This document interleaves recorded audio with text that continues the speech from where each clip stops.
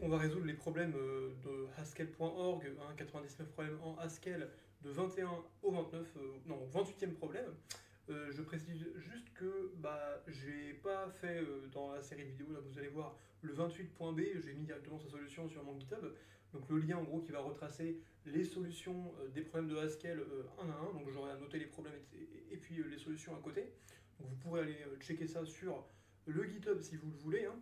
Et puis voilà, bon, parce que la 28.b, franchement, c'était une refonte un petit peu de la 28.a qui avait pas forcément de grande importance.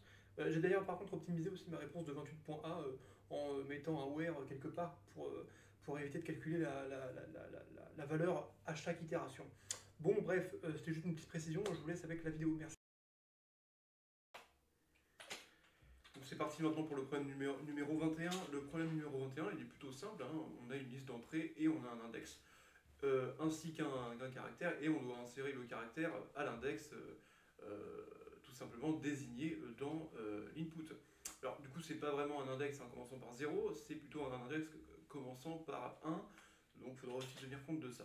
Donc on y va, donc, ça s'appelle insert at, donc sa signature, de ce qu'il est dit c'est un truc de type A, après une liste de type A, ainsi qu'un int, ça c'est l'index, nous retourner une liste de type A, donc insert at, on va pattern matcher quoi, le truc à insérer, donc insert pardon, la liste XS tout simplement, et puis évidemment l'index. Alors IDX.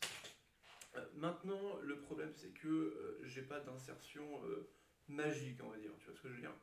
Donc je peux peut-être me servir de quelque chose qui s'appelle split at, une fonction qu'on avait déjà faite pour répondre à un problème, parce que là je devrais recréer une liste en fait techniquement, et là si tu veux, tu vois, on a bien un split. Le split c'est quoi? C'est une liste, un index, et ça me ressort un tuple avec le début de la liste, donc de 0 à l'index où tu as choisi de l'arrêter, et en deuxième position l'index plus 1 de la liste jusqu'à sa fin, tout simplement donc dans un tuple. Alors maintenant on va y aller, hein. Donc techniquement on va peut-être se servir de split at, et puis après on va les concaténer. Donc on va faire un petit let, 1, 2, 3, 4. Let de xs1 xs2 égale split. Alors, split de quoi du coup techniquement? On a la liste donc xs. Ok. Donc xs, après c'est bien l'entier, l'index, donc il est x, et puis on a ça, hein. Ouais, super. Maintenant, ce qu'on va faire, c'est qu'on va faire un petit xs1 plus 1, a, alors c'est pas a, c'est insrt, plus la valeur insérée, plus xs2, et ça c'est ce qu'on va retourner, hein, techniquement. Voilà. Donc là, si tu compiles, ok. Donc le test c'était quoi? C'était avec ABCD, okay. Donc on insère X. Donc ça s'appelle insert at, on va insérer grand X dans A, B, C, D en deuxième position. Donc là évidemment il faut juste que je fasse un -1 sur l'index.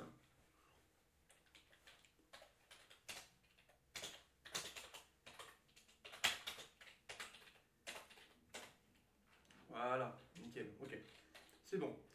Problème suivant, problème 22, bon c'est une range, donc create a list containing all integers within a given range. Ok, donc on a deux inputs, hein. Donc, hop, donc ça s'appelle comment? Range, ok. Donc range, la signature c'est quoi? C'est, alors attendez, create a list containing, ouais, ok. Donc c'est évidemment int, list de int, ok. Maintenant, range, qu'est-ce qu'on pattern match? x1, x2, il y aura de la récursivité évidemment, est-ce qu'il y aura peut-être un sous-programme? Peut-être. Je pense qu'il y aura en effet un sous-programme parce que là on n'a pas de liste de création. Il nous faudra déjà créer une liste en fait. Et là on n'a pas de liste dans la signature, donc techniquement on va faire un petit sub-range. Un truc comme ça là. Sub-range. Donc la signature est un int, liste de int de création et finalement liste de int. Et on va l'appeler là sub range de x1, x2, liste de création. Ok, sub range.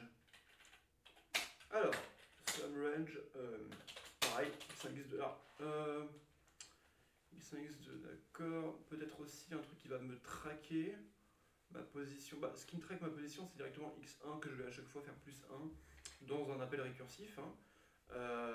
Donc, il y aura peut-être quelque chose comme des gardes, 1, 2, 3, 4. Et le cas général, ce serait quand x1 évidemment est inférieur à x2 strictement, dans lequel cas je vais faire un petit appel récursif. Donc, tac, tac, tac. Attendez. Ouais. Et donc, dans lequel cas, donc là je vais juste pattern matcher aussi xs. Et dans lequel cas, x1. Alors, attendez. Ouais, bah, je mets x1 dans quoi? Bah, je mets x1 dans l'appel récursif de subrange. Tout simplement. Bon, je vais mettre ça comme ça là. Hop là. Et subrange, on l'appelle comment? Bon, on l'appelle avec un petit x1 plus 1. Voilà, x1 plus 1.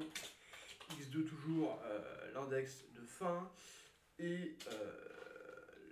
Alors attendez. Il n'y a pas besoin de liste de création, n'importe quoi. Je sais pas pourquoi je mets ça à chaque fois. Ça crée directement une liste. Et du coup, j'avais même pas besoin de faire un sous-programme. Techniquement, si tu veux, là, on revient avec la même signature qu'on devait avoir. Donc, on peut simplifier ça comme ça. Et arrêter les conneries 2 secondes. Donc, c'est bien une liste. 2, 3, 4. Otherwise, on sait que c'est égal. Ça me retourne une liste standard. On met bien le x1 à chaque fois qui se voit incrémenté de 1 dans l'appel récursif de subrange, dont on ne sait pas ce que c'est jusqu'à la fin, et à la fin on sait évidemment que c'est une liste vide. Donc on va faire un truc comme ça, plutôt pas mal, je pense. Évidemment l'appel récursif maintenant c'était plus subrange, mais juste range. Voilà. Ah, alors, oui, hop là. Évidemment, il y a trop d'arguments là. Donc range par exemple. Voilà. Allez. De 4 à 9. Ah, 9 n'est pas pris en compte, il faut que 9 soit pris en compte. Donc dans lequel cas, je vais juste en fait faire mettre x1 dans la dernière liste. Ok, et là c'est bon, nickel, on est bon. Problème suivant. Alors ouais, je disais du coup problème numéro combien? Numéro 23, où on va tout simplement prendre des éléments aléatoires d'une liste. Et donc ça, nous fait venir au concept d'aléatoire en Haskell, donc qui va être défini tout simplement déjà dans un import, donc import système random. Dans ça, on a des types, des structures qui sont assez spécifiques, notamment la structure stdgen qui permet, avec une seed, donc on va voir, donc c'est la fonction stdgen, mkstdgen plutôt, avec une seed que vous avez, là, 3322 par exemple, 3322, et ça vous génère un autre générateur. Alors vous dites, c'est complètement con, où est-ce qu'elle est ma valeur? Alors ma valeur, vous l'avez en fait avec la fonction random. Donc si vous appliquez la fonction random sur un générateur dont vous lui mettez une seed, il va vous retourner un tuple. Alors comment ça se passe?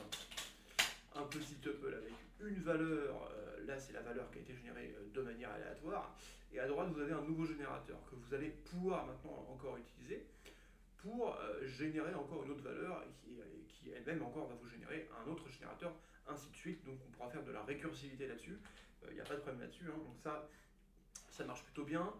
Imaginons, alors juste aussi un truc, dans GHCI, il faut quand même préciser aussi le type que va nous retourner ce genre de choses. chose, on retourne un tuple, mais de quel type? De type, on va préciser, hein. Au début c'est un int, hein, voilà, négatif ou positif, et après c'est un type de type std gen. Voilà. Et donc là, techniquement, comme j'ai bien précisé le type, je pourrais bien m'en servir. Je fais snd de ça, voilà, j'ai bien le générateur.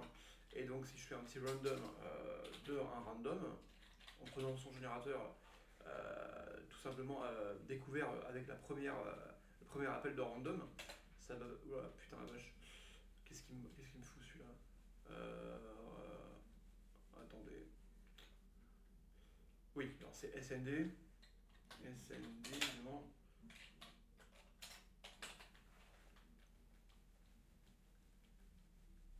Alors attendez.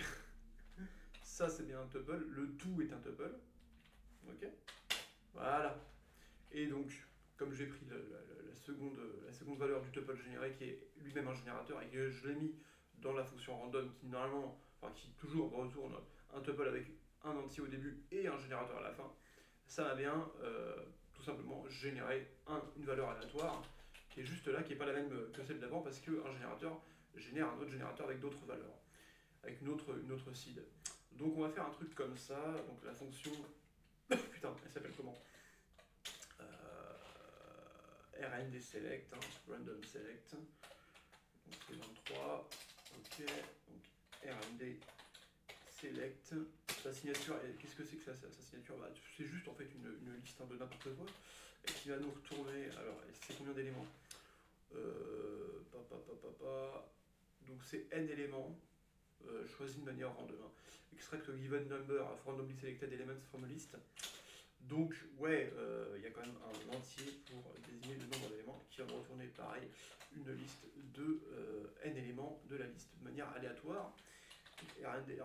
Ouais, il y aura techniquement de la récursivité.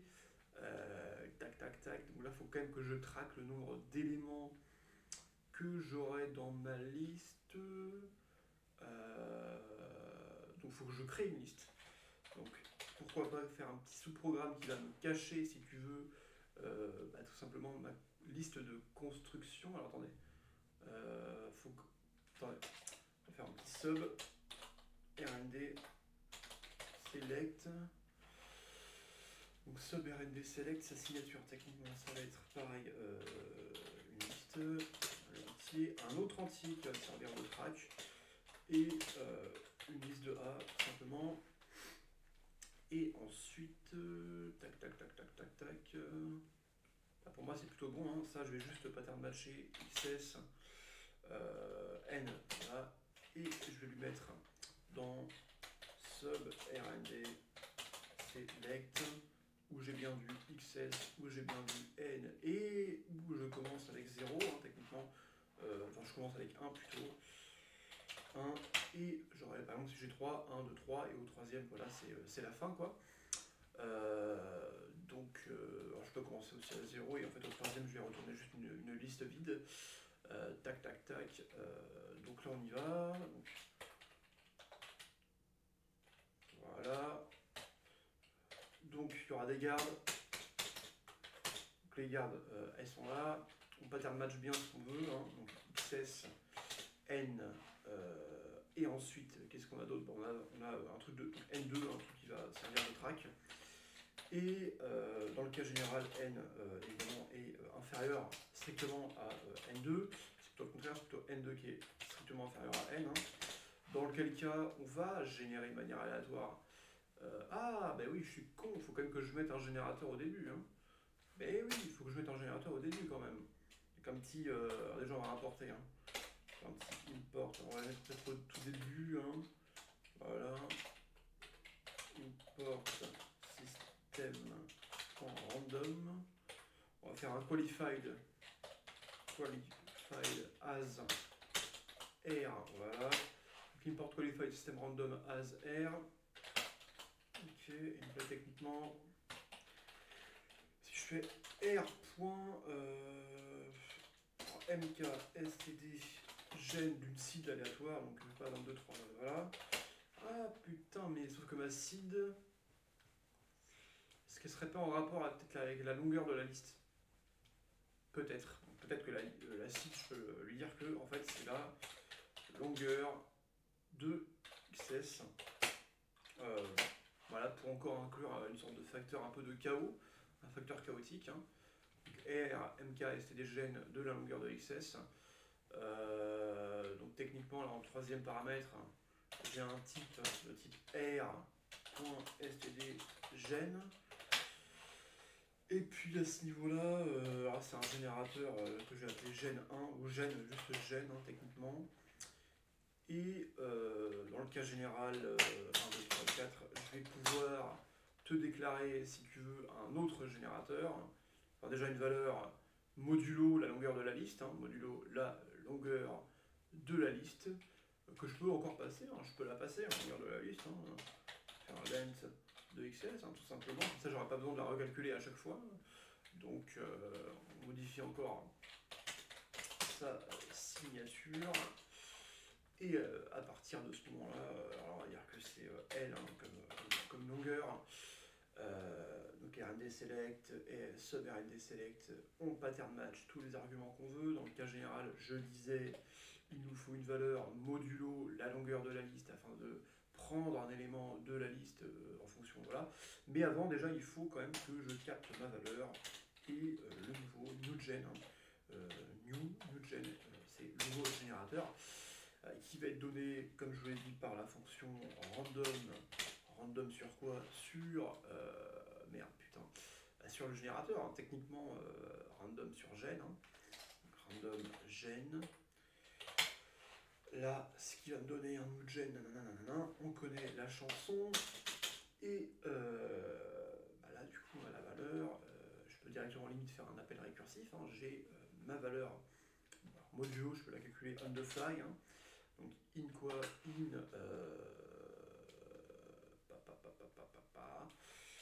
donc c'est quoi? C'est XS, l'index, on prend l'index hein, évidemment, de quoi? De val.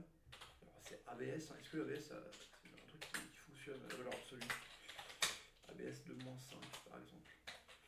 Un truc qui marche, yes, un truc qui marche. Donc on va faire la valeur absolue d'un modulo, ou alors juste directement ABS de val. Voilà, ABS de val. Qu'on va pouvoir maintenant. Ouais, ABS de val, juste là. Voilà. Qu'on va pouvoir maintenant moduler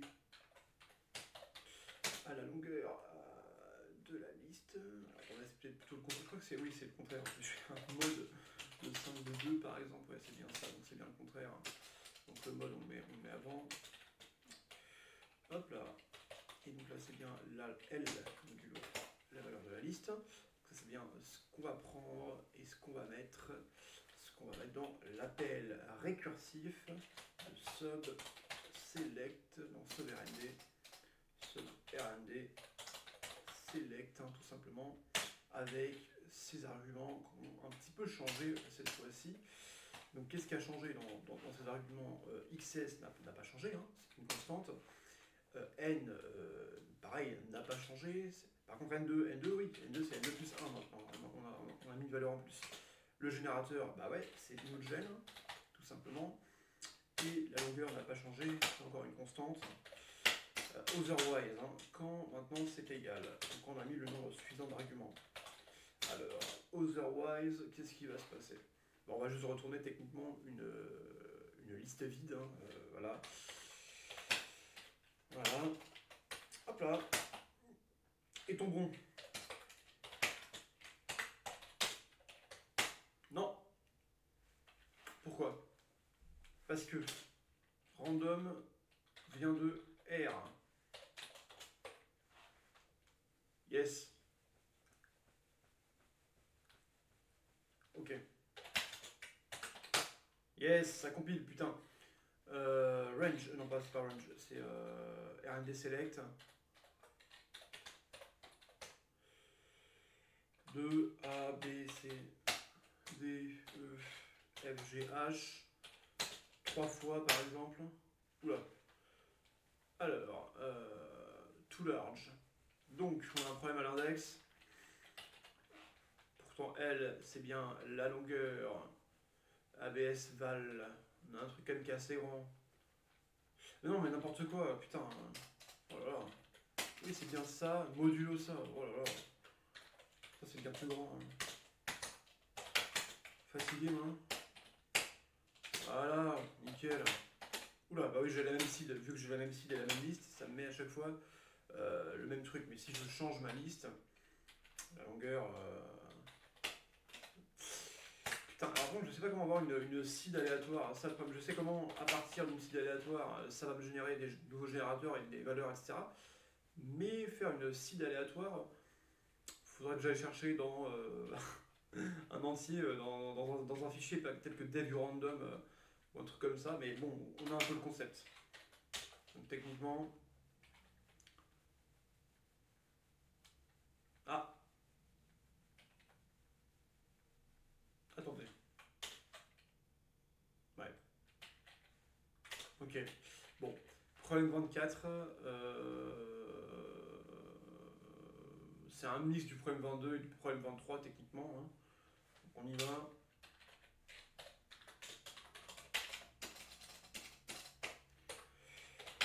Donc on a bien du range en problème 22, donc on aura peut-être un peu une sorte de range, hein, tout simplement. Tac, tac, tac, sa fonction s'appelle diff select. Hein. Alors déjà, diff select, sa signature c'est quoi? Int, ok. Int, list de int, ok. Donc qu'est-ce qu'il me dit celui-là? Draw, donc, prendre n différents nombres random du set 1 à m. Donc si on met diff select de 6, 49, je vais prendre 6 éléments qui sont tous différents de 1 à 49. Ouais, ok. Bon, il y aura. Ça va être un peu chiant à faire, mais pourquoi pas. Techniquement, diff select. Qu'est-ce qu'on pattern match?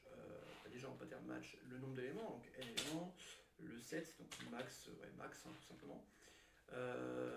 Ok, et là je peux techniquement. Il y aura des sous-programmes évidemment, notamment peut-être le fait de créer le set de fonctions. Enfin, le set, hein, tout simplement. Pas le set de fonctions, n'importe quoi. Donc, where, par exemple, on pourrait faire un peu le set, c'est égal à range. Hein, range. C'est la fonction range qu'on a mis là, voilà. Range de 1 à max. Hein. Donc, c'est bien range de 1 à la valeur maximum. Ce qui va nous retourner. Bon, enfin, on va plutôt l'appeler XS. Hein, voilà. XS, c'est bien ça, techniquement. Pour garder un peu une constante dans la nomination des variables. Donc diff select n max. Ok, ça je vais pouvoir du coup le passer à un sous-programme qui va s'appeler sub diff select. Hein, vous commencez à voir un petit peu la chanson du truc, où on a toujours n éléments qu'on va quand même passer.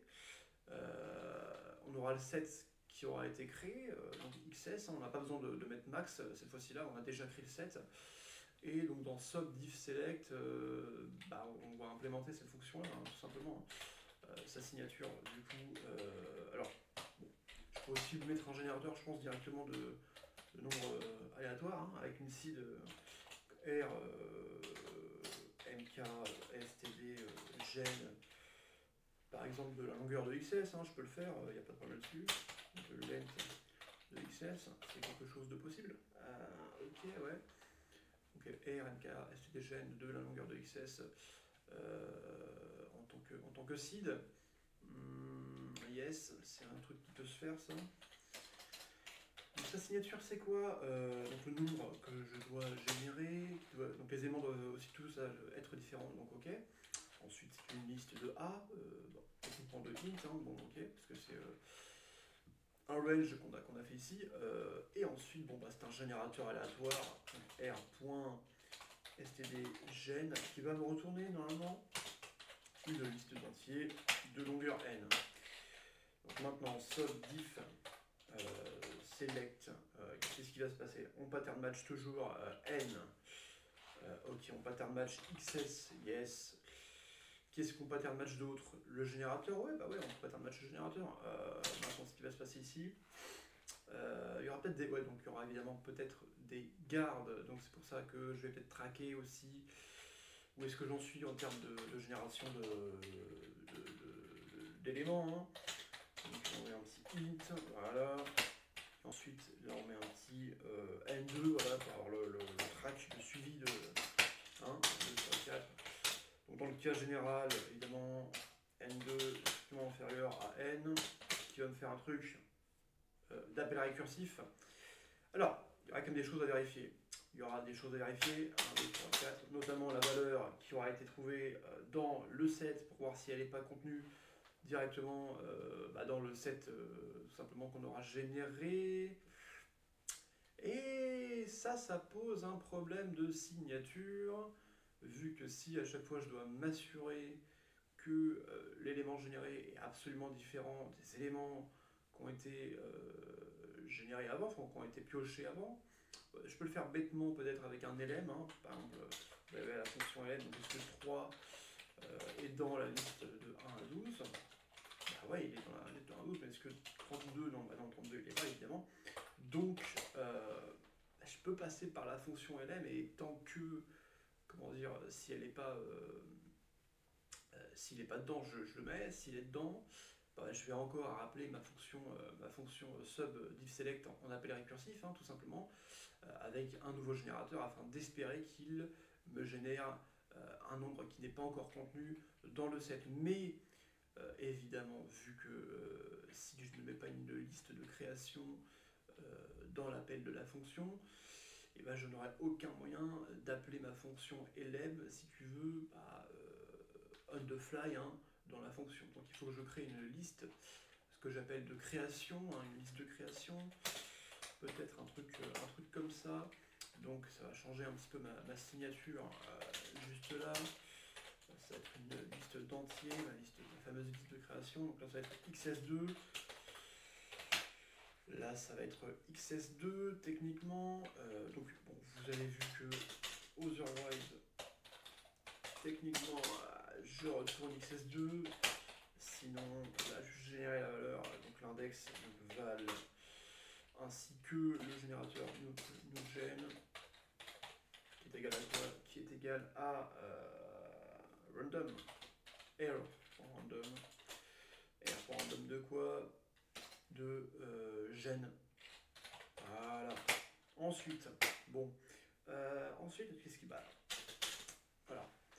Là, je peux déjà créer mon index. Donc idx égale à quoi? Bah, techniquement, voilà, c'est bien val modulo L. Ça, il n'y a pas de problème là. J'aurais même pu faire un autre truc là. Where aussi L égale length de XS. Ah ouais, L égale bien length de XS et je peux encore le passer juste là, comme ça j'aurais pas à le recalculer à chaque fois, ce qui est quand même un bon gain de temps hein, techniquement. Donc par contre ça me modifie encore ma grande signature qui est juste là.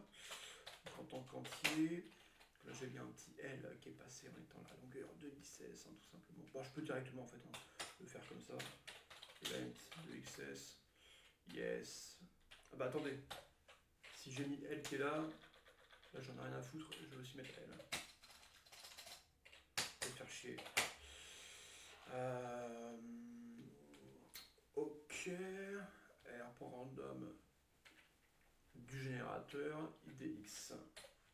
C'est bien val modulo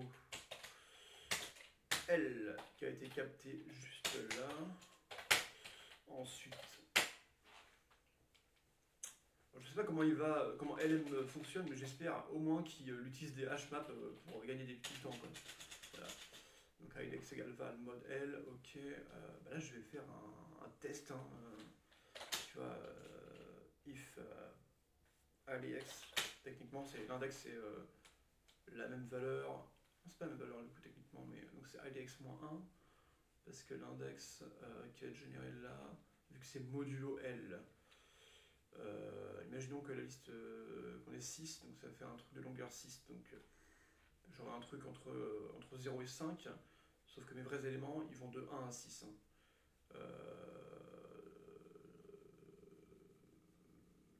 Donc ouais, bah, je vais faire un plus 1 en fait, tout simplement. Voilà. Plus 1 pour IDX. ça appartient à LM, enfin si ça appartient pas à LM, mais ça appartient plutôt à XS2, hein. Enfin s'il y a un truc, qu'est-ce que je vais faire, Zen, else, alors si ça appartient, je vais pas mettre mon, bah j'ai juste à rappeler la fonction, voilà, sub diff select avec tous les arguments. J'ai N, j'ai XS qui change pas, j'ai le nouveau générateur par contre qui va changer. New gen, ok. N2, pareil, n'a pas changé, je n'ai pas ajouté d'éléments. XS2 n'a pas changé non plus. L, c'est une constante, ne change pas. Par contre, si bien ça n'est pas encore dans le XS2, bon bah là, qu'est-ce qui va se passer, qu'est-ce qu'on va mettre déjà dans XS2? On va mettre un truc dans XS2. On va mettre IDX plus 1, techniquement. D'accord. IDX plus 1, N2, on aura rajouté un élément, donc on fait plus 1 à N2, quoi. New gen, évidemment, XS et N, ok. Donc, pour moi, ça a l'air d'être bon. Juste, quand même, tester un truc déjà, la compilation, bordel. Ok. C'est un in, j'ai oublié le in qui est là. Yes, ok, tu vois, comme ça. Voilà, ça compile bien. Le problème, juste un truc, range de 4 à. Attendez.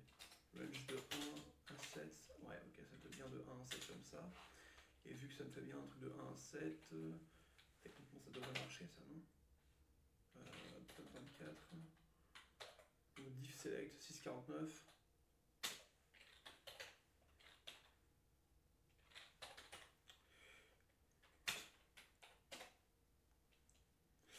J'ai bien ces éléments, à peu près générés de manière aléatoire. Bon, évidemment, il faut que je change l'acide pour que ça soit vraiment aléatoire à chaque fois. Mais ça, c'est comment dire, c'est en dehors du problème, je pense. Hein. Je vois pas comment je pourrais avoir une seed aléatoire sans passer par la lecture d'un fichier qui output des putains de données aléatoires comme un avis random. Mais en tout cas, c'est le. Là, techniquement, en seed de départ, j'ai mis la longueur de la liste, ce qui n'est pas non plus très terrible, mais bon, pourquoi pas. Donc, pour moi, c'est bon. Peut-être que je reviendrai là-dessus. Ok, alors bonjour à tous. On se retrouve pour, du coup, le problème suivant. Alors, le problème suivant, c'est lequel? C'est celui-là. Alors, en gros, on a une liste et on veut une permutation de ces éléments fait de manière random. Alors, une permutation, ça stipule quoi? Bah, techniquement, chaque élément doit être conservé. Donc, si chaque élément doit être conservé, il n'y a pas, par exemple, je sais pas si on a, là, on a A, B, C, D, E, F. Bah, on ne peut pas avoir 2 fois A dans un même set de même longueur. Hein.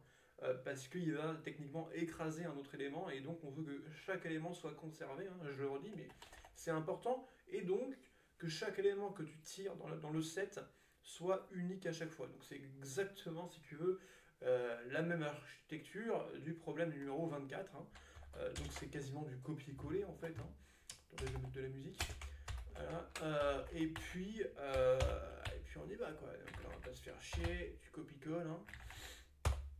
Diff select, bah là non, elle s'appelle comment la fonction? RND permu. Donc on aura un sous-programme tout pareil je pense, hein, quasiment. Donc RND permu. Voilà. Là ça va être du sub RND permu. On va pas se permutation. On va appeler là donc évidemment sub rnd permu, rnd permu, sub rnd permu. Le problème étant en effet qu'on va juste pas du tout générer un set. Hein. Le set on a déjà, donc sa signature hein, elle va changer. Hein. C'est littéralement une permutation. Donc on sait combien d'éléments on doit tirer. Hein. Combien d'éléments on doit tirer? On doit tirer n éléments, donc, ou alors en l'occurrence c'est la longueur de XS, donc L. On doit tirer L éléments plutôt. XS est déjà donné, donc si XS est déjà donné, il n'y a pas besoin de le définir. Hein. De toute façon, on a du N, on a du max, on n'a pas du max techniquement, et on a du XS qui est juste là. Donc on a du sub RND permu qui va prendre techniquement. Qu'est-ce qu'il va prendre? Il va prendre XS, ouais, ok, ça on est d'accord. Donc plutôt un truc de A, hein, comme ça. Et comme il y aura un truc de comparaison, tu vois, LM, ça fait des comparaisons, donc il faut qu'on fasse une contrainte de classe sur A pour que tous les éléments soient comparables, qu'on soit sûr que tous les éléments de A soient comparables. Donc petite contrainte de classe HA sur chacune des fonctions qui sont appelées dans le programme. Voilà, tranquillement. À quoi sert le premier entier dans le sous-programme? Écoutez, à quoi il sert? En fait, ça c'est plutôt L en fait, hein. Techniquement, ça c'est L. C'est le truc, nombre d'éléments qu'on doit tirer. Bah, c'est N éléments, hein. C'est la longueur de la liste, chaque élément de la liste. Et donc, ok, le générateur, donc XS, le générateur. Ouais, bah 0 évidemment, c'est l'entier de track, hein, de tracking de combien d'entiers on a pris. Évidemment, toujours une construction de liste, parce que lorsqu'on fait un LM, il faut qu'on sache dans quoi on fait un LM. Hein. C'est pas une fonction qui va nous retourner une liste de manière directement récursive, parce que sinon on ne sera pas chercher dedans pour savoir si un élément a déjà été tiré. Et ensuite, par contre, L c'est L. Hein. On a déjà N, de toute façon, L c'est N, techniquement. L c'est N, donc il n'y a pas de problème là-dessus. Donc on va juste remplacer là, N par L. On va modifier un petit peu sa signature tranquillement. Ça c'est de type A. Voilà. On a du quoi alors? On a un petit entier, L, on a du XS, on a un générateur, on a un entier de track, on a la liste de construction et on a notre output qui est plutôt une liste de type A. Hein. C'est une liste de type A. Donc ça, il n'y a aucun problème là-dessus. L, XS, le générateur, l'entier de track, XS2, 1, 2, 3, 4, 5, 1, 2, 3, 4, il y a bien 5 arguments. XS2, c'est notre liste de construction. Et puis là, bon, bah, vous l'avez deviné, hein, on remplace N par L. Si N2 voilà, est inférieur, donc dans le cas le plus général, si N2 est inférieur à L, donc on n'a pas encore pris tous les éléments de XS. Qu'est-ce que je vais faire? Bah, hop là, je vais générer une petite valeur aléatoire grâce au générateur random, ce qui va tout simplement m'outputer un index. Hein. L'index c'est quoi? Bon, bah, c'est val modulo L, modulo la longueur de la liste. Et ce que je vais peut-être faire, c'est tirer, ouais, je vais peut-être faire un truc du style myval, tu vois, genre myval, c'est égal à quoi myval? Bon, on va prendre un truc dans XS, donc c'est XS, et on prend à l'index IDX. Donc on prend l'index IDX, hop là, on va comparer, est-ce que myval est directement dans X2, il a déjà été pris dans X2? Je ne sais pas, on va demander. Donc if myval est de X2, si c'est positif, alors bah, on ne met pas du coup on met pas le nouvel élément dans X2 parce qu'il est déjà là. Donc on va juste encore faire un autre appel récursif. Et cette fois-ci, ce qui va changer, bah, c'est juste le générateur. Hein. Le générateur est un nouveau générateur aléatoire, donc on va le passer en appel récursif. Tout le reste ne change absolument pas. Par contre, lorsque, en effet, l'élément qu'on va tirer n'est pas du tout présent dans la liste de construction, alors cette fois-ci, on sait qu'on a ajouté un autre élément, donc on fait un petit n de plus 1 pour l'appel récursif suivant. Et puis, ce qu'on va faire aussi, donc la n, évidemment, ne change pas, alors ça va être l, techniquement. Techniquement, ça, c'est remplacé par l. Hein. XS, pareil. Le nouveau générateur, évidemment, à chaque fois. Et puis, bon, bah, la liste de construction se voit construire, justement, d'un élément en plus, donc IDE, donc alors techniquement c'est myval. Hein. Myval. Ok, donc on va compiler ça maintenant. Putain, ma caméra, pourquoi faut que je la mette là? C'est quand même un peu mieux. Bref, on compile ça. Alors là, il y a des problèmes. Il y a des problèmes. Les problèmes arrivent. Alors, expected type. D'accord. C'est un problème. Ah bah oui, là tu vois là que j'ai appelé la mauvaise fonction. Donc on va la renommer sub rnd permu avec une majuscule, c'est mieux, putain. Tu vois là je mets une majuscule. Voilà, tranquillement. Voilà, ça compile bien, bah c'est super. Donc une permutation de quoi on voulait? On voulait une permutation par exemple de ABCDEF. Bon, on y va. Donc RND, une permutation random de ABCDEF. Super. Bon, évidemment, ça va changer avec la longueur du truc. Hein. Voilà, là, c'est pas vraiment la même chose. Si je mets du I, du L, du P, par exemple, bon, bah voilà, c'est une permutation random. Et maintenant, le truc qu'il faudrait juste ajouter, c'est une seed random. Bon, c'est pas vraiment le sujet de la vidéo, le sujet du problème. Alors, problème numéro 26. Celui-là, je l'ai étudié.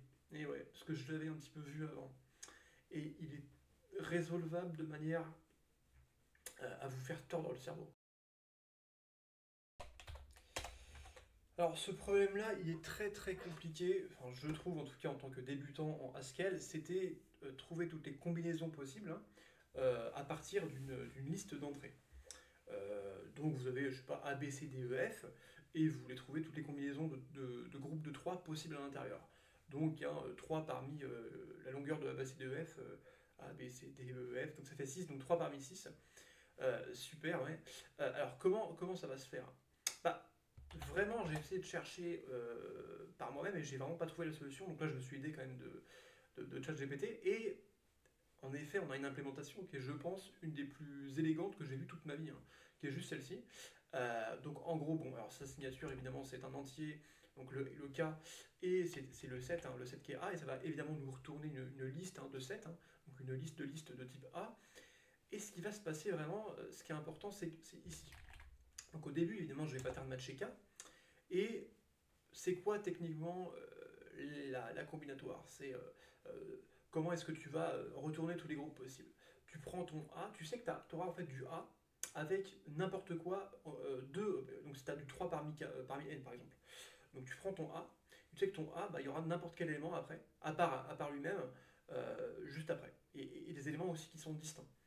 C'est comme ça que ça marche. Donc tu auras aussi, et par contre si tu prends AB, bah, tu sais qu'après tu auras encore un élément qui est distinct de AB. C'est comme ça que ça va se marcher, que ça va marcher. Donc techniquement il y aura de la récursivité, ok, déjà on fait un petit peu l'intuition dans la tête. Et donc à chaque fois évidemment tu extrais, si tu veux, la tête de XS, enfin de la liste tout simplement. Et en extrayant cette tête, même si tu vas l'extraire, là vous voyez que vu que ça va converger vers 0 et que imaginons que j'ai K qui est égal à 3, bon bah là vous dites ouais mais c'est bizarre parce que je vais que prendre du coup ABC. Alors en effet, sauf que ce qui va se passer vu qu'on a de la récursivité, c'est un truc marrant. Donc déjà, en premier lieu, on a A, B, C, D, E, F, on a K imaginons qui est égal à 3, donc on veut des sous-groupes de 3. Donc au début, X est égal à A, et XS est égal à B, C, D, E, F. Très bien, donc techniquement tu vas mapper ton X, donc tu vas dire que X tu vas le mettre dans ton appel récursif de combinations K-1 XS, hein. Donc tu auras, là vous voyez que c'est une map de quelque chose dans une liste de listes, hein. Donc en fait tu auras à l'issue de ce petit appel récursif, tu auras A, B, A que tu mets dans B que tu mets dans C et le tout que tu mets dans une grande liste, hein. Enfin, tu vas plutôt append A à la liste. Donc le seul élément pour l'instant c'est cette liste-là. Ensuite B à cette liste-là et puis après C à cette liste-là. Donc ça va se passer comme ça. Super. Mais pendant cet appel récursif, qu'est-ce qui s'est passé? Au tout début, quand tu as pris A, bah, tu as aussi fait là, tu as fait ton plus combination de KXS. Donc déjà K, tu le remets à 3. Okay, donc tu vas pas faire K-1. Donc tu vas pas converger vers 0 directement. Et par contre, tu vas starter avec ton B. Et comme tu startes avec ton B, et vu que c'est un appel récursif, et ben là on va prendre un autre point de vue, le point de vue où tu avais B. Et donc le point de vue où tu avais B, et ben rebelote, hein, tu as ton B que tu vas mettre, vu que tu startes avec B, la head de la liste c'est B, et que là tu vas mettre du coup, que tu vas mapper à ton appel récursif, donc tu auras bien ton BCD. Et on peut encore partir un peu plus loin, c'est-à-dire qu'à un moment donné, donc on va faire peut-être un schéma. Voilà. Au début, je sais pas, tu as ton A. Voilà, ton A qui est là. Ton A, bon, si on part juste d'un appel récursif, tu as ton B, et après tu as ton C. Ok. Mais imaginons que, donc là tu avais ton A, mais un autre choix aussi possible, c'était l'autre appel récursif, c'est que tu startais avec ton B. Hein, tu pouvais directement la starter en fait avec ton B pour un autre appel récursif. Et dans ça, directement, tu t'allais starter avec ton C. Bon, alors là, ça fait A, B, C, mais il faut dire que ça, c'est un appel récursif en soi. On avait starté ici. Mais là, on va starter d'ici, en fait. C'est juste que depuis là, on a lancé un appel récursif directement avec du B. Et on peut, du coup, je disais, aller partir un petit peu plus loin, c'est que quand tu as ton AB, donc quand tu startes avec ton AB, bon, bah, tu peux, comment dire, soit donc tu startes avec ton AB, donc tu vas extraire C, et donc là, il va te rester quoi? Il va te rajouter D, en fait, il va te rester D. Donc tu auras aussi cet élément possible à prendre. tout simplement. Parce que tu auras à dire, donc là tu startes avec ton B, mais vu que tu extrais C, tu n'as plus ta liste qui va commencer par C, mais qui va commencer par D, mais comme ça. Pareil pour là, tu vois. Là, tu as ton BC, tu as lancé l'appel récursif à partir de là, tu as ton BC, et à partir de ton C, alors soit il te reste évidemment, il te reste D, hein. Enfin la première liste c'est D, donc tu auras ce set là, tout simplement. Alors il faut que j'englobe tout ça, c'est n'importe quoi, bref. Ou alors quand tu prends ton D en fait, enfin, quand tu as ton BC et que tu as extrait ton D, bah, il te reste E en fait, hein. Il te reste l'élément E en head pour le prochain appel récursif. Donc tu auras bien aussi ce set là qui va être créé. Donc c'est comme ça que ça marche, et puis donc, je vais le loader hein, techniquement, 99 HS, et si je fais par exemple combinations donc je veux 3 parmi le set, donc des sous-groupes de 3 parmi le set de A, B, C, D, E, F, ça me fait bien tout ça, qui sont bien en fait, hein, tous différents, hein. Et en longueur, combien on en a en longueur? On en a bien 20, et en effet, parce que donc, A, B, C, D, E, F, ça fait 6, hein, 6 factoriel, donc x 5, x 4, x 3, x 2, donc 720, le tout divisé par quoi? Donc par 3 factoriel x 2, quoi. Donc 3, donc ça fait 3 factoriel, donc 3 factoriel, 3 x 2, 12, x 2, donc 24, donc tu divises ça par 24. Alors ça te fait 30. Okay, attendez, c'est bien. 3 moins 3 factoriel, donc ça fait 3 factoriel, donc 3 x 2, ok, 6, ah oui, 36, n'importe quoi, c'est divisé par 36. Et donc ça fait bien 20, voilà, tout simplement. Donc ça marche bien. Alors c'est pas une preuve très, c'est pas voilà, une preuve très, comment dire, très rigoureuse, mais intuitivement vous avez un petit peu l'idée de comment ça se passe. Voilà tout simplement. Alors la solution au problème numéro 27 est assez intrigante parce que ça nous fait vraiment plutôt comprendre ce que sont les listes de compréhension en Haskell. Et donc c'était quoi déjà le problème? Le problème c'était, vous avez en gros une liste, hein, tout simplement, de n éléments, et on veut créer des groupes, en fait, des groupes de taille variable. Donc évidemment, les tailles additionnées de tous les sous-groupes qu'on veut créer est égale au nombre d'éléments de la liste globale, hein. En l'occurrence, on avait 9 par exemple, donc on avait un groupe de 2, un groupe de 3 et un groupe de 4. 2 plus 3, 5, plus 4, 9, ok, super. Et on voulait toutes les combinaisons de sous-groupes possibles, voilà, tout simplement. Alors comment est-ce qu'on fait techniquement? On va encore se baser sur la récursivité un petit peu en arbre, hein, comme on avait fait pour l'algorithme de combinations, hein, tout simplement. Donc où est-ce qu'il était l'algorithme de combinations? Il était juste là. Donc en gros, à chaque fois, on spawnait un nouvel appel récursif de la fonction, si tu veux, avec d'autres données en entrée, hein, tout simplement, qu'on n'avait pas vu avant.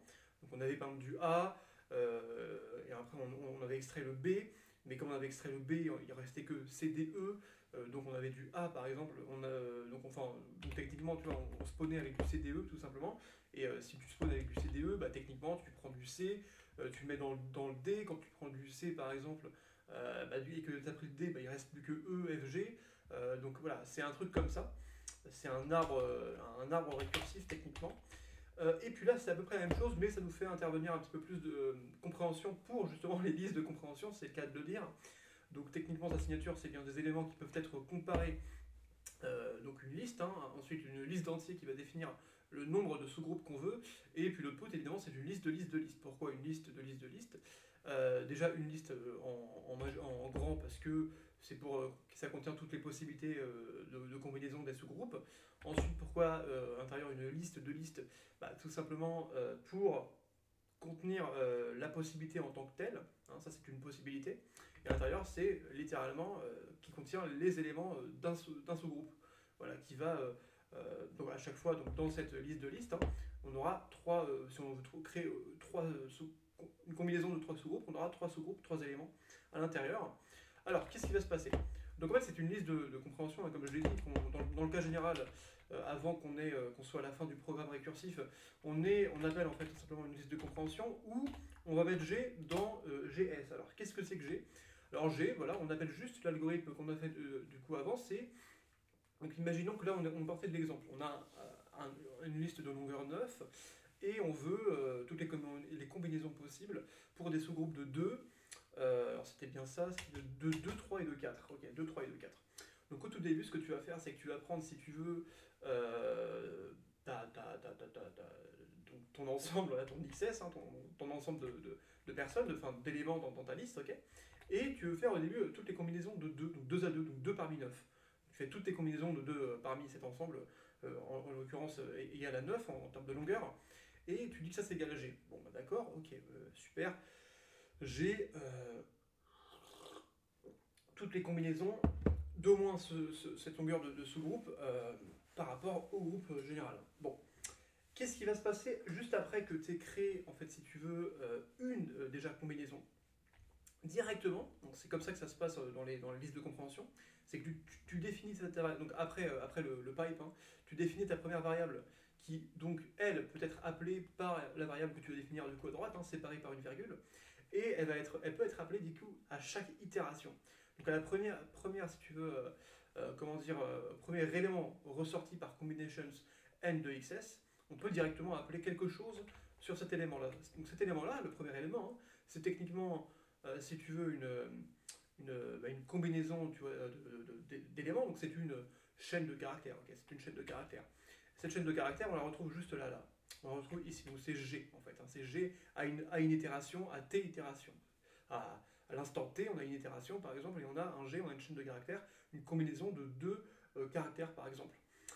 Ok, et en fait, ce que tu vas faire, c'est que tu vas faire un petit XS de RM first awk. Alors ça veut dire quoi? C'est une fonction qui va prendre en input donc ta liste en fait où tu contiens tous tes arguments, et tu vas cette fonction, c'est une fonction custom que j'ai faite, hein, parce que je voulais pas appeler data.list qui avait une fonction par défaut qui faisait ça. Moi, je voulais vraiment créer ma propre fonction. Donc bon, je l'ai créée là, mais je vais pas vraiment détailler son implémentation. Plutôt ce qu'elle fait. Ce qu'elle fait, c'est-à-dire qu'elle va supprimer la première occurrence qu'elle voit d'un élément dans G. Donc je vais quand même faire un petit exemple, hein, ça va être plus parlant quand même.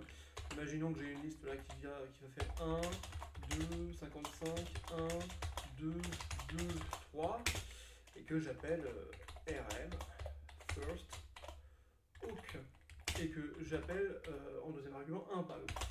Là vous voyez que le premier 1 qui est juste ici m'a été supprimé. Donc c'est bien la première occurrence de l'élément qu'on a dans la liste à droite qui va être supprimé. Si j'avais mis 2 fois 1, là c'est non seulement le premier 1 qui aura été supprimé, mais aussi le deuxième. Hein. Si j'avais mis 2 en plus, bon bah là techniquement le premier 2 est supprimé. Bon, vous voyez un petit peu ce que c'est. Et du coup, vu qu'on supprime la première occurrence et que chaque élément sont distincts dans XS, on va supprimer, si tu veux, bah, techniquement, vu qu'on veut faire des combinaisons d'éléments qui sont uniques, hein, on va, si tu veux, à chaque fois enlever les éléments qui sont déjà pris dans la combinaison qui est à l'itération T pour G. Donc tout simplement, hop là, on a G. Normalement, ça nous fout une grande chaîne de combinaisons, mais à chaque itération, qui va me ressortir une combinaison, techniquement, je prends cette combinaison-là, et je vais m'en servir de ces éléments-là pour les retirer, si tu veux, du groupe de XS, et comme ça, je vais en pouvoir les mettre avec, hein, tout simplement. Donc techniquement, c'est une liste que je vais mettre dans GS, qui est techniquement encore une liste, hein, et n fois, hein, je vais faire ça... je vais faire ce truc ça, enfin n fois donc le nombre de sous-groupes que je veux, hein, tout simplement. Donc je vais faire je vais faire donc, les combinaisons que je veux pour le nombre de sous-groupes que je veux. Et à la fois, à la toute fin, je vais mettre ça dans techniquement une liste de listes. Hein. Comme ça, j'aurai bien tous les sous-groupes qu'il faut bien. Voilà, tout simplement. Donc ça va me faire ça. Donc imaginons au tout début, ça va me faire. Donc, si je vais chute par exemple, imaginons que j'ai l'ensemble. Donc ça va faire 9. Donc 1, 2, 3, 4. 5, 6, 7, 8, 9, donc A, B, C, D, E, F, G, H, I, 1, 2, 3, 4, 5, 6, 7, 8, 9, ok. C'est un ensemble que j'ai, que je fais un combinations de 2, voilà. Dessus, bon voilà, là j'en ai combien? J'en ai 2 parmi 9, hein, donc ça me fait un truc de 36, ok, ça me fait 36. Donc techniquement au début, hop là, je prends AB, vu que j'ai AB, de tous les autres ensembles, j'aurai que C, D, E, F, G, H, I. Et pour CDE, F, G, H, I, déjà je vais faire un truc du style combinations de 3, tu vois. Parce qu'au début, c'est un groupe de 2, après c'est un groupe de 3. Techniquement, hein, tu vois, dans le truc par exemple, dans l'exemple, on a du 2, on a du 3, on a un groupe de 4, hein, l'ordre n'importe pas du tout. Donc on a bien une combinaison de 3 parmi l'élément qui a été retiré. Donc on a retiré quoi? On a retiré AB. Et donc là on a ça. Donc là on aura techniquement du AB CDE au tout début. Et après vous l'avez compris, techniquement on enlève CDE juste là, on a bien, on a que voilà, et là on a 4 parmi 4, hein, donc FGHI. Donc si j'appelle techniquement mon set ABCDEFGHI sur la fonction que j'ai appelée n groupe, ok, n groupe, alors est-ce que j'ai mis, ok, donc n groupe sur A, B, C, D, E, F, G, H, I. Je veux des sous-groupes, donc je veux 3 sous-groupes, hein, j'en ai 1 de 2, 1 de 3 et 1 de 4. Ça me fait tout ça, je vais juste prendre le premier, comme ça on va pas trop regarder. Alors donc je prends le head de ça.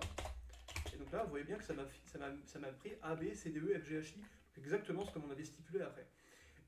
Et puis, si on repart du même principe là, c'est que vu qu'à chaque fois, on va lancer un programme récursif, là vous l'avez bien vu, mais que n-group est lancé de manière récursive, donc avec XS, avec le même truc, et avec NS.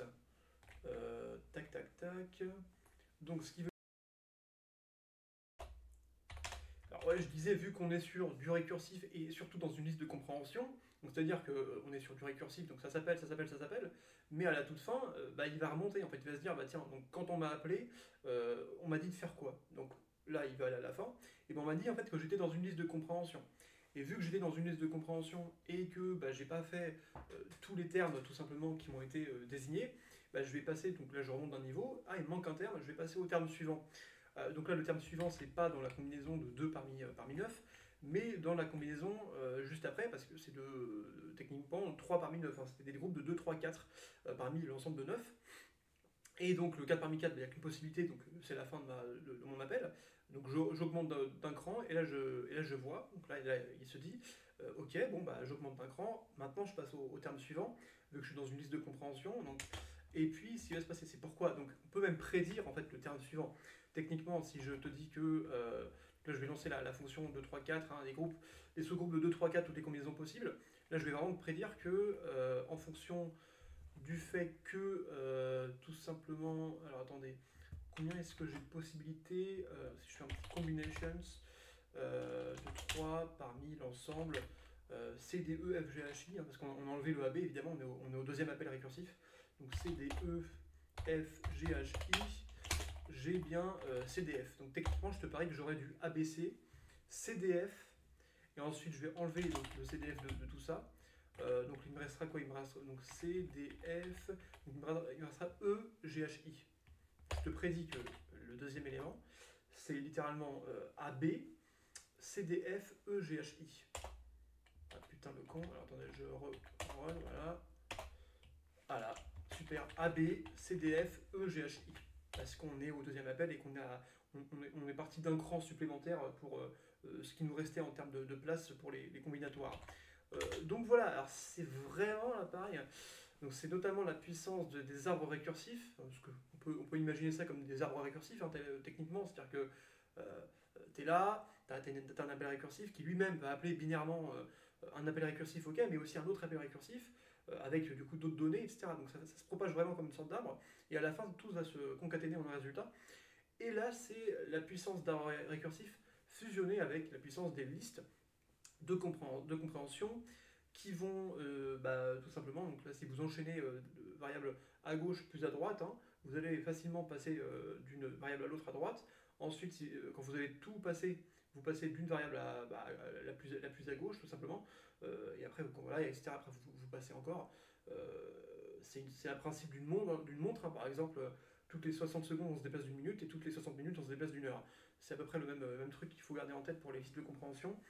Donc plus on est à droite, plus c'est les trucs les moins significatifs, et plus on est à gauche, plus c'est les trucs les plus significatifs. Donc voilà, en tout cas pour ce problème qui était assez sympathique à... Alors je ne l'ai pas pareil, hein, j'ai dû voir cette solution. Donc c'est le deuxième problème de suite dont je dois voir la solution, parce que en tête là c'était compliqué de le faire. Bref, on va peut-être pouvoir aller...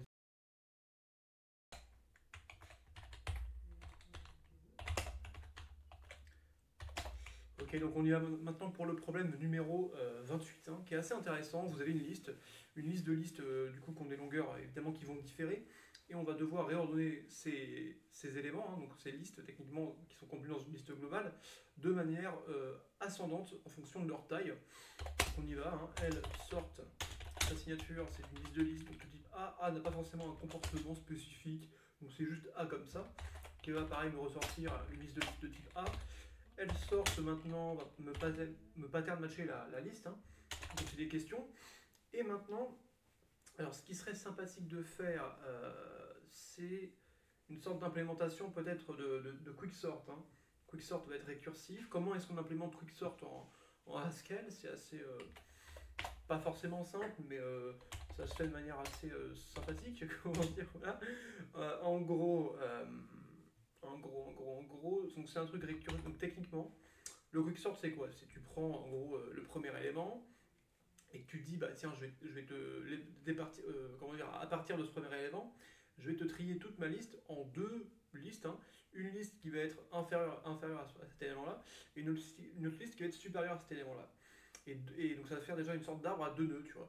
Et là donc tu prends pareil la liste qui est inférieure et tu vas encore la trier. Donc inférieure, supérieure, et pareil pour celle-ci, inférieure, supérieure, non pas cette fois-ci au premier élément, mais au deuxième élément, tout simplement qui sera, enfin pas au deuxième élément, oui, du coup c'est à chaque fois c'est au premier élément de la liste qui aura été faite, hein. Donc là tu as la liste globale, là tu as tout ce qui est inférieur, et là tu prends le premier élément, et pareil tu en crées deux, inférieur, supérieur, donc ça fait un arbre. Donc un truc comme ça.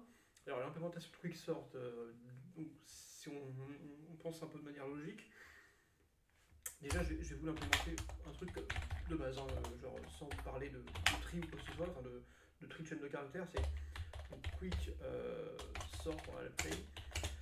Signature c'est une liste de type A qui va retourner une liste de type A, et c'est un quick sort. Je crois que le break pattern ça va être ça va être quoi son break pattern? Ça va être une liste vide, hein, techniquement, hein, évidemment, c'est une liste vide qui va retourner une liste vide. Dans le cas général, qu'est-ce qu'on a? Dans le cas général, on a deux trucs. On a un let de ce qui va être supérieur à l'élément.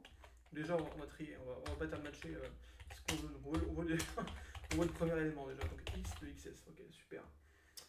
On a x, nanana, ok, et donc left, ce qui va être à gauche, par exemple, voilà, donc ce qui va être smaller, hein. Donc small, lower, XS, tu vois. Ça va être quoi? Ça va être une liste de compréhension, bon, on peut filtrer comme ça. Donc de A par exemple, voilà. Où A c'est quoi? C'est XS. A avec la condition que avec la alors est-ce que c'est X qui non, on sait évidemment que A doit être inférieur ou égal à X, hein, donc c'est l'élément qu'on a pris au début. X là, maintenant, donc inférieur ou égal, donc l'autre va être supérieur strictement, ou inversement, inférieur strictement ou supérieur ou égal, hein. Vous l'avez un petit peu compris, donc higher. Voilà. Donc là on va du strictement. Maintenant, bah, du coup mon X techniquement, j'ai pas envie qu'il soit perdu. Donc, bah oui, donc il va pas être perdu parce que c'est ce qui va être du coup au milieu des. C'est ce qui va être au milieu des deux listes qu'on aura créées. Donc c'est comme ça. Et in, quicksort, hein, techniquement. Alors, attendez, donc in, déjà techniquement on a du lower xs plus en liste du x plus du higher xs, hein. Donc une liste plus ce qui est au milieu plus la liste où c'est supérieur. Ça d'accord, mais pour que à chaque fois ça soit évidemment subdivisé en arbres, bah, je peux appeler de manière récursive un truc ici, quoi. Quick sort juste là. Et pareil, donc quick, il va me subdiviser ça en arbres, donc tu vois. Voilà, et puis à la toute fin, si c'est une liste empty, bah, ça me retourne une liste empty. Et donc ça, et à chaque fois, je vais additionner ce qui est inférieur et ce qui est supérieur avec x, hein, tout simplement. Donc c'est une implémentation assez élégante de l'algorithme de quicksort, hein, je trouve. On a littéralement 6 lignes à mettre, donc c'est assez cool quand même. On va quand même voir si ça compile bien. Là évidemment c'est ascendant, hein, parce que je fais ce qui est inférieur et après ce qui est supérieur. Bref. Qu'est-ce qu'il me fout? D'accord. Oui, bon, bah, faut que ça soit comparable, évidemment. Donc, egg A et horde de A. Voilà. Bon, super, ça compile. Donc, si je te fais un quick sort, par exemple, de, je sais pas, 4, 2, 7, 7, 5, 99, 123, 22. On a bien 2, 4, 5, 7, 7, 22, 99, 123. Voilà, donc ça, ce serait quick sort, par exemple, Ascend. Hein. Donc ASC, ASC. Et on aurait du quick sort Des. Descend. Je mets en 1 majuscule. Voilà. Des. Voilà, quicksort Des, quicksort As, Ascend, et donc bah là vous l'avez compris, hein, ce qu'on va juste inverser, c'est ça. Higher, non. Donc enfin techniquement oui, là c'est higher. Et là, lower. Voilà. Tranquillement. Qu'est-ce qui est. Ah oui, d'accord, bah, évidemment. Change de nom, je change de nom dans l'appel récursif.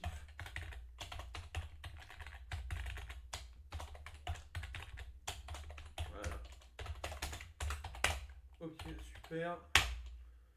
Ouais, c'est normal. Donc là, on va faire ASC. Ouais, et DSC, c'est comment? Donc voilà, donc techniquement, reverse de quicksort DSC. Normalement, c'est bien égal à quicksort de ASC de la même liste, hein, donc de 4, 2, 7, 7, 5, 99, 123, 32. Ah, elles sont pas comparables. Pourquoi elles sont pas comparables? Non, ce n'est pas que c'est pas comparable, c'est juste que. Attends, reverse-moi ça, s'il te plaît. Ok, ouais, c'est bien tout. Bon, super. Donc nickel. Ça marche bien. Et donc, c'est quoi le rapport? C'est quoi le rapport avec ce que je voulais faire? Bah, c'est que techniquement, au lieu que ça soit A directement, si tu veux que je compare, je vais peut-être comparer la longueur en fait de chaque élément. Ça pourrait être un truc sympa à faire. Based on that, hein. Based on quicksort. Based on that quicksort EMPL. Donc, c'est une liste de listes. Super. Donc, pattern matché X, XS, hein, évidemment. Et bah là, vous l'avez compris, c'est de la répétition. Hein. C'est littéralement la même chose. Par exemple, pour faire ça de manière ascendante, c'est juste que, vu que X, c'est une liste en elle-même, hein, voilà, donc A n'est pas comparable. Enfin, on peut comparer, hein, parce qu'il y a encore ça, il y a encore le truc de, si tu veux, tu peux comparer une chaîne de caractères en SQL. Hein. Est-ce que AB par exemple, c'est supérieur à, je sais pas moi, GH, false. Donc, mais c'est pas ça qu'on veut comparer, c'est vraiment juste sa longueur. Donc, techniquement, alors, XXS, ok, donc là on a du, sa longueur, hein, techniquement, c'est pas sorcier, donc on a bien A. A qui est là, mais c'est bien len de A est inférieur à len de X. Voilà. Puis pour éviter de calculer peut-être len de X, bon, on va faire un truc comme ça.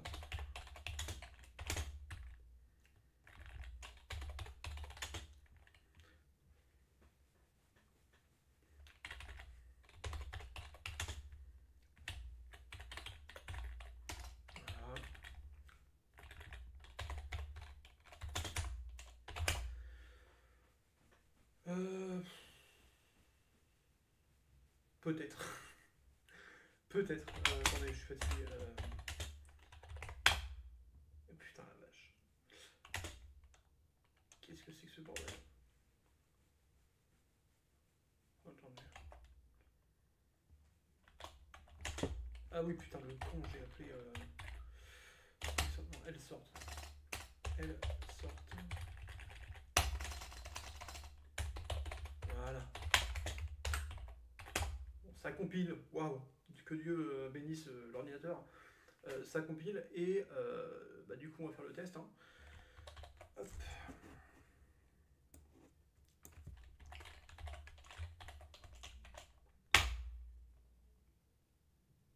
Ok, alors par contre, pourquoi je... Alors en fait, bon, je suis debout parce que j'en avais marre d'être assis. Bref, en gros, pourquoi est-ce que j'avais le problème des chaînes vides de l'un côté et de l'autre, hein, évidemment, c'est parce qu'à un moment donné, bah, je n'ai plus rien qui est inférieur et plus rien qui est supérieur.